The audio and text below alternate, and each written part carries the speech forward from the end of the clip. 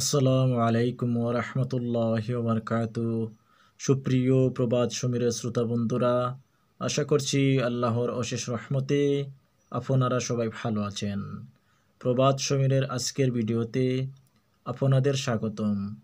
সুপ্রিয় শ্রোতা বন্ধুরা, আজকে আমরা জানব রবিউল আউয়াল মাসে এশার নামাজের পর যেই দুরূদ শরীফটি পড়লে রাসূলুল্লাহ সাল্লাল্লাহু আলাইহি সাল্লামের দিদার লাভ করা যায়, অর্থাৎ এই দুরূদ শরীফটি এশার নামাজের পর 1000 বার পরে ওযুর সাথে ঘুমালে, অর্থাৎ এই দুরূদ শরীফটি 1000 বার পরে ওযুর সাথে ঘুমাবেন, আল্লাহর রহমতে রাসূলুল্লাহ সাল্লাল্লাহু আলাইহি ওয়াসাল্লামের দিদার লাভ করবেন। আল্লাহর রহমতে রাসূলুল্লাহ সাল্লাল্লাহু আলাইহি ওয়াসাল্লামের দিদার লাভ করবেন। দুরূদ শরীফটি হচ্ছে আল্লাহুম্মা সাল্লি আলা মুহাম্মাদিন নাবিল উম্মি, আল্লাহুম্মা সাল্লি আলা মুহাম্মাদিন নাবিল উম্মি, রাহমাতুল্লাহি ওয়া বারাকাতুহু আলাইহি, রাহমাতুল্লাহি ওয়া বারাকাতুহু আলাইহি।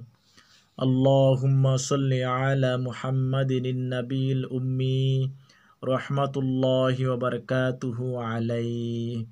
আল্লাহুম্মা সাল্লি আলা মুহাম্মাদিন নাবিল উম্মি, রাহমাতুল্লাহি ওয়া বারাকাতুহু আলাইহি।